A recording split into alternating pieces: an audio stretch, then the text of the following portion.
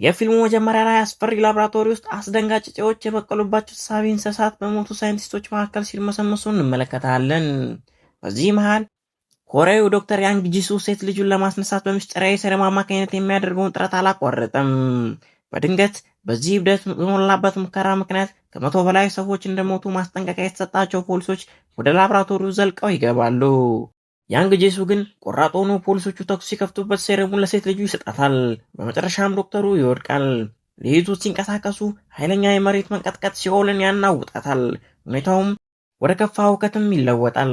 3 ዓመታት ያልፋሉ እና ሲኦልም ምድረ በዳ ትሆናለች።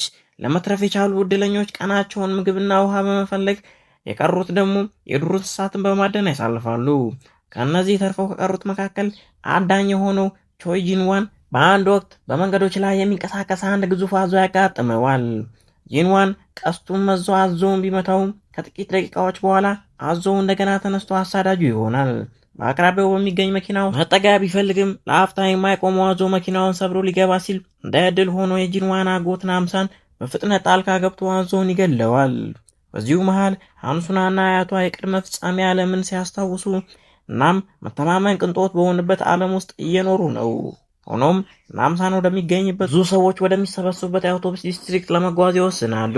ግርግር በተሞላበት ገበያ ውስጥ ናምሳንና ጂንዋን የያዙ ስጋ ለሚፈልጉ እቃዎች እየለወጡ ሲሆን ጌጣጌጦች አሁን ባሉበት ሁኔታ ዋጋ የላቸውም በማለት ውድቅ ያደርጋሉ።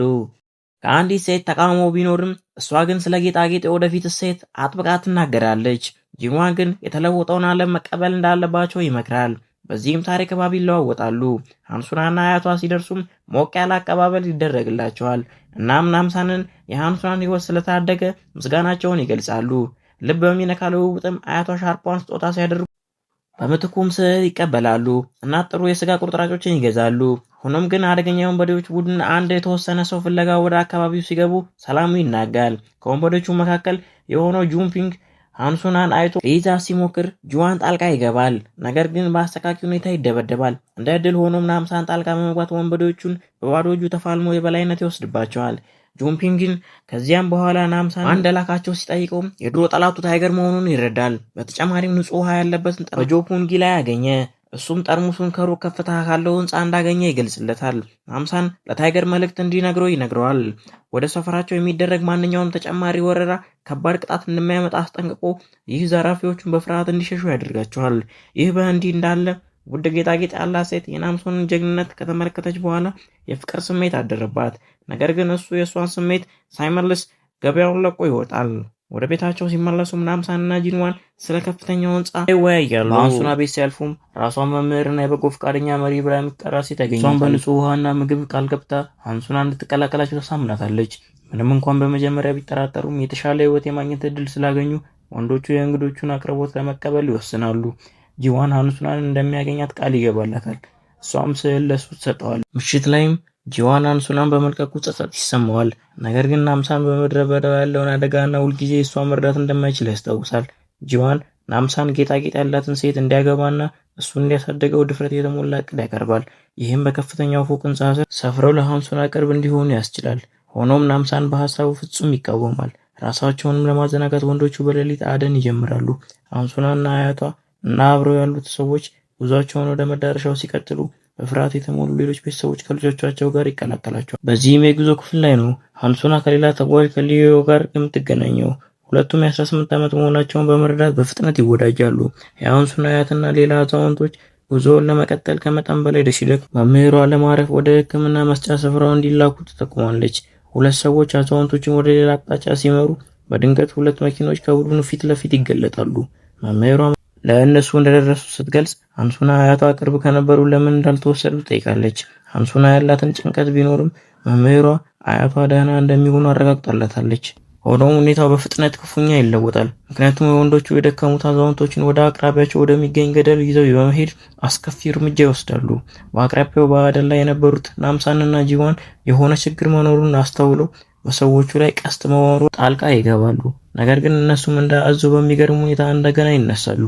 ጀግንነት የተሞላበት ጥረታቸው ቢኖርም ነገር ግን ከእያንዳንዱ ጥቃት በኋላ ያለማቋረጥ ከሚነሱት እንግዶች ጋር መጋፈጥ ይሳናቸዋል። በድንገትም ሊዩን ሆ የምትባል ልጅ ለመርዳት ትመጣለች። ይህም ወንዶቹን በመጨረሻ ሰዎቹን እንዳይንቀሳቀሱ ለማድረግ ያስችላቸዋል። የአንሱራን አያት በክብር ከቀበሯቸው በኋላ ናምሳንና ጂንዋን የሊዩን ሆን ማንነትና ስለነዚህ ልዩ ፍጥረታት ያላትን እውቀት ይጠይቃሉ። ሊዩን ሆ ቀደም ሲል የአየር ኃይል ሳጅን ሆና እንዳገለገለች ትገልጻለች። እናም ከከፍተኛ የመሬት መንቀጥቀጥ በኋላ የእሷ ቡድን በህይወት የተረፉትን ሰዎች ለማግኘት ተልኮ ጀምሮ ነበር። በህይወት የተረፉ ሰዎችም የአንሱራን ቤተሰብ ጨምሮ በተሰበሰቡበት አንድ ጠንካራ ቤት ላይ አብሮ የከርሰ ምድር ውሃ ለመቆፈርና ቤቱን እንደገና ለመገንባት ጥረት አድርገዋል። ሆኖም ግን ብቸኛው በህይወት የተረፈው ዶክተር ያንግ ጂሱ ብቅ ሲል መደበቂያቸው ተረበሸ። በመጀመሪያው እንደ ተስፋ ምልክት ቢታይም ልጆች ከጎበኙት በኋላ መመለስ ያቅታቸው ጥርጣሬዎች ተፈጠሩ። ሊዩን ሆ ጉዳዩን በጥልቀት በመመርመር የያንግ ጂሱ ሚስጥራዊ ሙከራዎች አወቀች። ይህም ሰዎችን ከባድ ጉዳቶች የመቋቋም ችሎታ በመስጠት ዘላቂ ህልውናቸውን የሚያመቻቹ ናቸው። ዶክተሩ ሁሉንም የሊዩን ሆ ባልደረቦች ማርኮ ነበርና እሷን ደግሞ በሙከራቸው ለማካተት ሞክሮ ነበር። ነገር ግን እሷ ማምለጥ ትችላለች። አሁን የእሷ ሰዎችን ከያንግ ጂሱ ለማላቀቅ ትፈልጋለች። ሆኖም ናምሳንን የሃንሱናን ማዳን ቅድሚያ ለመስጠት አጥብቆ ይናገራል። ሊዩን ሆም እብዱ ዶክተር ለሙከራዎቹ ልጆችን እንደሚፈልግ ትገልጻለች። ለዚህም ነው ሃንሱናን ያገቷት። ወደ ህንፃው ለመግባት የሚያስችል ስልትም ታቀርባለች። እናም የእሷ ሰዎች መጀመሪያ እንድትነሱ ትመክራለች። ምክንያቱም የእነሱ እርዳታ ሃንሱናን ያመቻቻል። ወደ ብዙ ፎቅ ህንፃውም በሚወስደው መንገድ ላይ ናምሳን፣ ጂንዋን እንዲሁም ሊዩንዋን ወደ ታይገር መደበቂያ ስፍራ ይሄዳሉ። በዚያም የቡድኑ አባላት በድብድብ ውስጥ ናቸው። በመጨረሻም ናምሳን ታይገርን ይገጥመዋል። ታይገርም በሪንግ ውስጥ የነበሩ የድሮ ጠላቱ ሲሆን አሁን በናምሳ ምክንያት ያለ ህግ ወደ ጎዳና ውጊያዎች ተሸጋግሯል። የወንበዴው ቡድን በወራቸው ላይ ጥቃት ቢጀምርም እነሱን ግን በደርዘን የሚቆጠሩ ታጣቂዎችን ታይገር ጨምሮ በውጊያ ችሎታቸው ብቻ ያሸንፋሉ። ከዘራፊዎቹም ንብረት መካከል የጦር መሳሪያዎችና የመጠጥ ውሃ መጋዘን ያገኛሉ። ይህም ስለምንጩ ማብራሪያ እንዲጠይቀው ያደርጋቸዋል። ናምሳን ሁሉንም የማይተባበሩ ዘራፊዎችን ካስገዛ በኋላ ታይገር እውነቱን ለመናገር ይወስናል። በብዙ ፎቅ ህንፃው ላይም ያለው ወታደራዊ ኃይል ሁሉንም ውሃ እንደሚቆጣጠር ይገልጻል እና የእሱ ቡድን በሚሰጧቸው ሰዎች ምትክ ውሃን ይቀበላል። በመጀመሪያ ላይም ወታደሮቹ ሁሉንም ይወስዱ ነበር። አሁን ግን ልጆቹና ታዳጊዎችን ብቻ ይፈልጋሉ። ናምሳን ወዲያውኑ ወደ ህንፃው እንዲወስደው አጥብቆ ይናገራል። ነገር ግን ታይገር መግባት የሚፈቀደው ለታገቱት ሰዎች የሚሰጥበት ቀን ብቻ እንደሆነ ይናገራል። በዚሁ መሃል ሃንሱናና ሌሎች ታጋቾች ወደዚያው ህንፃ ይደርሳሉ። በደስታ በሚጮሁ ነዋሪዎችም አቀባበል ይደረግላቸዋል። እናም ያንግ ጂሱ ብቅ ብሎ ደህንነታቸውን እና የሚያስፈልጋቸውን ሁሉ መሟላቱን ያረጋግጣል። አዲስ የመጡ ሰዎች የንጹህ ውሃ ጠርሙሶች ተሰጥቷቸው ሰፊና ንጹህ ወደሆኑ አፓርታማዎች ይገባሉ። ይህም ሃንሱናን በድንጋጤ እንድትመለከት ያደርጋታል። ሃንሱና የአያቷን መድረሻ ሰዓት በተመለከተ መረጃ ትጠይቃለች። እናም መምህሯ በምሽት እንደምትመጣ ትገልጽላታለች። ከዛም ያንግ ጂሱ ለተጓጓዙ ወላጅ ተማሪዎች የመጨረሻ ውጤቶች ያሳውቃል።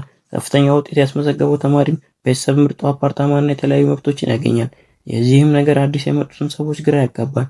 እናም የረጅም ጊዜ ነዋሪዎች የደረጃ አሰጣጥ ስርዓቱን አስፈላጊነት ያብራራሉ። መምህሯ ለአዲስ ተማሪዎች በ8ኛ ፎቅ ላይ ከቤተሰቦቻቸው ተለይተው እንደሚኖሩ ትናገራለች። ነገር ግን አልፎ አልፎ መጎብኘት እንደሚቻልም ታሳውቃለች። ነገር ግን ይህን ያልተረዱ ሰዎች ልጆቻቸውን በደስታ ወደ መምህሯ ይልካሉ። እሷም ወታደሩን ተከትላ ወደ ጨለማ ወለል ስር ክፍል ትሄዳለች። በዚያም ቦታ አዋቂዎች ለልጆቻቸው ውሃን ሳይታክቱ ያጣራሉ።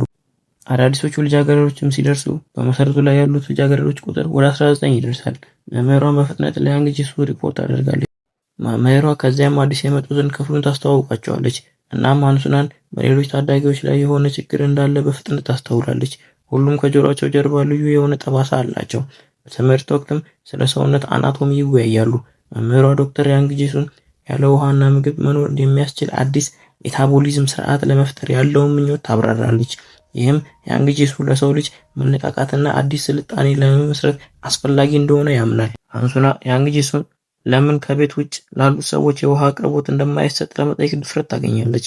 መምህሯ ብስጭቷን ለመቆጣጠር ስትታገል በእነሱ መሰል ሰዎች ምክንያት ያንግ ጂሱ ሴት ልጁን እንዳጣ ትገልጻለች።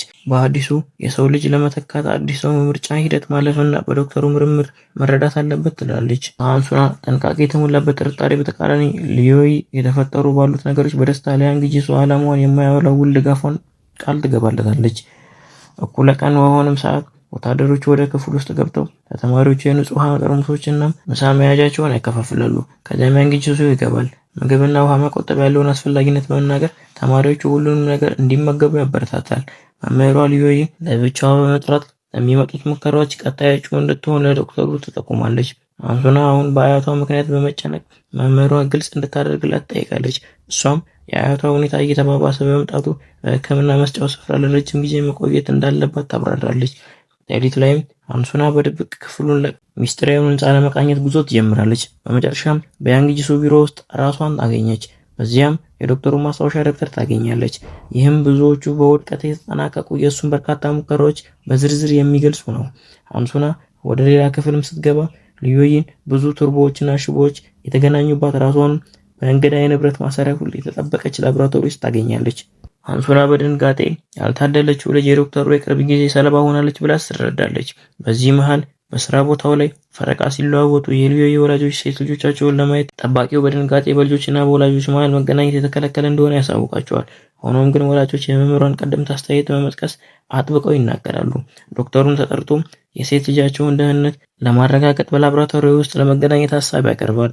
በድንገት አንሱና የእግር ኮቴ ትሰማለች። ከጥቂት ደቂቃዎች በኋላ ያንግ ጂሱ ከልጅቷ ወላጆች ጋር ወደ ቢሮ ይገባል። እናም አንሱና ራሷን ትደብቃለች። ዶክተሩ የተደናገጡትን ወላጆች ለማረጋጋት በመሞከር የእርሷን ግዴታ ብቻ እየፈጸመች መሆኗን ያብራራል። ምክንያቱም በእሷ እድሜ ያሉ ልጆች የማይሞት ፍጡር ለመፍጠር ስለሚረዱት ነው። የእሱ ማብራሪያዎች ቢኖሩም ወላጆቹ አልተማመኑም እና ሴት ልጃቸውን እንዲለቅ ይፈልጋሉ። ያንግ ጂሱ አንድ ቁም ሳጥን በመክፈት የሴት ልጁን ግማሽ አካሉን የያዘ ሳጥን ያሳያቸዋል። እሱ ልቧን ስራ በማስጀመር ከሞት ማስነሳት እንደቻለ በጋለ ስሜት ይናገራል። ይህም ዘላለማዊ ህይወት እንዲኖራት እንደሚያደርግ ያስረዳል። ወላጆቹም በድንጋጤ ወደ ሊዩይ ጎን ሮጠው እሷን ነፃ ለማውጣት ይሞክራሉ። ነገር ግን ልጅቷ መንቀጥቀጥ ትጀምራለች። ያንግ ጂሱም በድንጋጤ ሙከራውን ለማዳን መሳሪያውን በፍጥነት ለማስተካከል ይሞክራል። ነገር ግን የሊዩይ ሁኔታ በፍጥነት ይበላሻል እና ብዙም ሳይቆይ ትሞታለች። ዶክተሩ ርኅራኄም የለውም። በሙከራው ውድቀት ብቻ ላይ ቁጣውን ይገልጻል። በንዴት ስሜትን በመነሳሳት አጠገቡ ያለውን መቀስ በማንሳት አባትየውን ይወገዋል። እናትየውም ከላቦራቶሪው ውስጥ አምልጣ ለመውጣት ብትሞክርም በወታደሩ በጥይት ትመታለች። አስፈሪውን ትዕይንት ያየችው አንሱና ዝም ለማለት ትሞክራለች። ነገር ግን ዶክተሩ ያገኛታል። በደስታ ሙከራውን ለመቀጠል ያለውን እድል ይናገራል። ብዙም ሳይቆይ አንሱናን የሊዮን ቦታ እንድትይዝ ትገደዳለች። ዶክተሩም የልጆቹ ፒቱተሪ ግላንድ ለምርመራው አስፈላጊ የሆኑ ክፍሎች እንዳላቸው ያብራራል። ይህም የሚጠጡት ውሃ መጣራት ስላለበት። አንሱና ስለ አያቷ በከፍተኛ ጭንቀት ብትጠይቅም ዶክተሩ ምንም የሕክምና መስጫ ስፍራ እንዳልነበረ በጭካኔ ገልጾ ለአዲሱ የሰው ልጅ ብርሃን ደካሞች መጥፋት አለባቸው ይላታል። በዚህ መሃልም ናምሳን፣ ጂንዋን፣ ሊዩንሆ፣ ታይገር እና አጋሮቹ ወደ ብዙ ፎቅ ይደርሳሉ። ሳይጠበቅ ታይገር በመምጣቱ ግራ የተጋቡት ጠባቂዎች ይቀበሉታል። ጠባቂዎቹም ተሽከርካሪውን ሲመረምሩ ናምሳን የመጀመሪያውን ጥቃት ይጀምራል። ናምሳን የመፈተሻ ጣቢያውን ሰብሮ ወደ ግቢው ሲገባ ቡድኑ ከጠባቂዎች ጋር ከባድ ተኩስ ልውውጥ ውስጥ ይገባል። መምህሯ አጥቂዎቹ ለአንሱና እንደመጡ ታውቃለች። እናም ለያንግ ጂሱ ትነግረዋለች። ወታደሮቹ ሁኔታውን እንደሚቆጣጠሩ በመተማመን እሷን የሚያሳስባትን ነገር ያጣጥልባታል። እርሱም በአንሱና ላይ ባደረገው ሙከራ ላይ እንዳተኮረ ነው። ሊዩንሆ፣ ናምሳና ጂንዋን ወደ ወለል ስር ክፍሎች ወርደው የሊዩንሆ ባልደረቦች ለማላቀቅ ሲሄዱ እነርሱም ወደ እብድ ዞምቢዎች እንደተለወጡ ያያሉ። ከዛም ከእነርሱ ጋር መፋለም ይጀምራሉ። በመጨረሻም ያጠፏቸዋል። ሁከቶች እየጨመሩ ሲሄዱ ያንግ ጂሱ ነዋሪዎቹን እንዲረጋጉና አፓርታማዎቻቸውም እንዲቆዩ ያሳስባል። እርሱም የናምሳንን ቡድን ይገጥማል። ወዲያውንም እንዲሄዱ ይጠይቃል። ሳይሸሹም አንሱናን ለማዳን ወደፊት ይገፋሉ። በመንገዳቸው ያለውን ማንኛውም ተቃውሞ ድል እየነሱ መሄዳቸውን ቀጥለዋል። ናምሳን ወደ የሥራ ክፍል ተጉዞ ልጆቹን በስምንተኛ ፎቅ ላይ እንደሚገኙ ይረዳል። በቆራጥነት በብቸኝነት ይቀጥላል። ሊዩንሆ እና ጄሱ ደግሞ ሌሎችን ክፍሎች ይሸፍናሉ። የያንግ ጄሱ ታማኝ ከሆኑት አንዱ የሆኑ ሳጅንኮ በውከቱ ወቅት ሊዩንሆ ወደ እነሱ እንድትቀላቀል ለማሳመን ይሞክራል። እሷም እምቢ ስትል ይመታታልና በጭካኔ በመስኮት አውጥቶ ይጥላታል። በዚሁ መሃል ጂንዋን ወደ ክፍል ውስጥ ገብቶ አንዱን ወታደር ይገለውና መምህሯን ማርኮ ወደ ላቦራቶሪው እንድትመራው ያስገድዳታል። ልጆቹ እንዲሸሹ የነገራቸው ቢሆን በእውቀቱ መሃል ተዘናግተው ይቀራሉ። ናምሳን ደረጃውን ሲወጣ ሳጅንኮን ይገጥመዋል። ኃይለኛ ድብደባ ቢሰነዝርበትም ሳጅንኮን ብርቱ ሆኖ ይቀጥላል። እንደ ዕድል ሆኖ ናምሳን ከመስኮት ፍሬም የተሰበረ መስታወት ውስጥ አንገቱን ቀልቶ ይገለዋል። በዚሁ መሃል በአንሱና ላይ በተደረገው ሙከራ ወቅት ያንግ ጂሱ አስፈላጊውን ንጥረ ነገር አውጥቶ ራሱን ይወጋል። ሆኖም በፍጥነት የህመም ስሜት ይሰማዋል። አንሱና በፍጥነት ንቁ ሆና በያንግ ጂሱ የቀረበውን ውሃ እንዳልጠጣች ትገልጻለች። ይህም ሴረሙ ለምን እንደታሰበው እየሰራ እንዳልሆነ ያስረዳል። ያንግ ጂሱም በተስፋ መቁረጥ ስሜት ውስጥ ተገፋፍቶ አንሱናን ለማጥቃት ይሞክራል። ነገር ግን ጂንዋንና መምህሯ ይደርሳሉ። እናም ጂንዋን ከወታደሮቹ አንዷ ከኋላ በመምጣት ተመታውና ራሱን ይስታል። ያንግ ጂሱ መሸሽ እንዳለበት በመረዳት የሴት ልጁን ጭንቅላት እንዲያመጡለት ተከታዮቹን ያዛል። እናም ለማምለጥ ያስባል። ናምሳን ወደ ላብራቶሪው ዘልቆ በመግባት መምህሯን በጥይት ይመታትና እሷም የማይሞት ለመሆን ሴረሙን እንዲወጋት ያንግ ጂሱን ትለምነዋለች። የእርሷን ልመና ችላ በማለት ያንግ ጂሱ ቦምብ ወርውሮ ህንፃውን ለቆ ይሄዳል። ልጆቹም ወደ ግቢ ይወጣሉ። እናም በቤት ውስጥ ፍንዳታዎች ሲናወጡ ከወላጆች ጋር ይገናኛሉ። ዶክተሩ ከቤት ሲወጣ የተቆጡ ወላጆች በልጆቻቸው ዕጣ ፈንታ ላይ መልስ በመጠየቅ ይከቡታል። ያንግ ጂሱ በቁጣ ሆኖ ይወቅሳቸዋል። ከዚያም መሳሪያ አንስቶ በመንገዱ ላይ ባለው ሰው ሁሉ ላይ ይተኩሳል። በድንገት ግን ያንግ ጂሱ በድንጋጤ ከተተኮሱ ጥይቶች አንዱ የሴት ልጁን የያዘውን ሻንጣ እንደጎዳው ያስተውላል። እኛውን ነገር ለመፍጠር ቃል ይገባል። ሆኖም ሁኔታው በፍጥነት ይቀየራል። ወደ አስከፊ ቁስሎች ይለወጣል። በዚሁ መሃል ናምሳን ጂንዋንና ሃንሱናን ይረዳቸውና አብረውት ከእሳት አደጋው ያመልጣሉ። በመንገዳቸው ላይም ሊዩንሁን ያገኟታል። እናም ተባብረው ወደ ግቢው ይወጣሉ። ያንግ ጂሱን ይገጥሙታል። ሃንሱና ማንንም ሰው ማዳን እንዳልቻለ ታረጋግጣለታለች። ዶክተሩ ግን የእነሱ ጣልቃ ገብነት እቅዶቹ እንዳበላሸበት ይወቅሳቸዋል። መሳሪያውን ሊያነሳ ሲል ናምሳን በፍጥነት በጭንቅላቱ ላይ ተኩሶ ይገለዋል። ጠላቶቻቸው በሙሉ ከተሸነፉ በኋላ ከላይ ዳመና ያዝልና ለረጅም ጊዜ ሲጠበቅ የነበረው ዝናብ መዝነብ ይጀምራል።